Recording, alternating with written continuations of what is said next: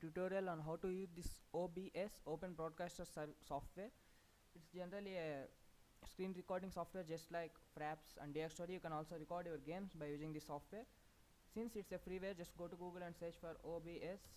You will be taken onto a page. Just click the link and download whatever the OS you are using. Just mine's Windows, so I downloaded it already. After installing and running the application, this window will be open. Now let me explain you how to set up this software to record your PC screen, desktop screen or your games. If you observe the bottom left corner, you can see the two boxes saying scenes and sources. The two are very important to capture your screen or to record your games. Generally you must create a scene. It's just like a profile, no matter whatever it is. I just created a scene with my channel name, and in that scene we have to create a source, just like it's a monitor capture. If I uncheck this box, we'll be seeing nothing, and again check this box, it's come back. So if we are trying to capture a window, just right click and add and window capture. It will just record a particular window. If you open, if you close the window, the screen will again go to black. If you want to record any game, just add and game capture. Make sure if you are playing a game, then check the box. Didn't check that game capture box, it won't record anything. You have to check that box before you starting your game and giving your gameplay. So don't forget it. Just let me explain you about the settings. Just go to the settings on the top corner, left side corner, you will find it. Go to the settings. It's the general settings, just like your language or whatever it is. So mine's English, I just selected English. And now it's very important, go to the broadcast settings. The specialty of this software is you can do a live streaming when you're recording the software. When you're recording with the software, just like recording it, it will upload it directly to your website or your channel, whatever it is. Since we are not doing any live streaming on this, so change your mode to file output only and select a file path for that saved file. By default, the software won't come with any hotkeys, just like to start recording and stop recording. I just chosen mine's F9. I feel it a bit more comfortable than others, so I just made to F9 to start recording or to stop recording. And okay, it's all about the broadcast settings. Don't forget to change the mode to file output only. If you don't change it, won't even start recording. Okay, and then go to the video settings. Okay.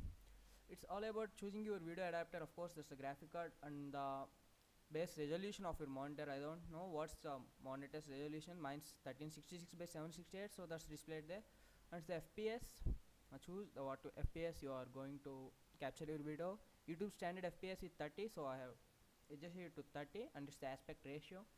I am not going to disturb that. Let's check the audio settings. Okay, it's the important part. So here we are going to set up our audio devices. Just your microphone and your headphones. Let me tell you one thing. If you are using a inbuilt microphone, just a microphone inbuilt with your headphone or the microphone inbuilt with your web camera, then check this show only connected devices and uncheck this force microphone. Okay, don't forget about that. If you are using any inbuilt microphone, if you are using any external microphone, just like me, I am using an external microphone, so I check this force microphone to auxiliary or to mono. If you check this show only connected devices when you are using an external microphone, it won't record that from that external microphone. It will try to record from your inbuilt mic, whatever it is, or to try to record your music or sounds from your computer itself. And coming to the desktop audio device, I will recommend you to set it on default, because the software will choose itself. So I think it's more useful if you check it to default than rather choosing it. It's all pretty much about the settings. Just nothing more to discuss here. Just that's all. The video settings and your file path settings and your audio settings. So have you observed my intro video when you're starting the video? I just designed it a day back. I don't know how it looks. If you think the intro video is cool, just leave a comment. And if you want to make an intro by yourself, just leave a comment to I want to make an intro just like you.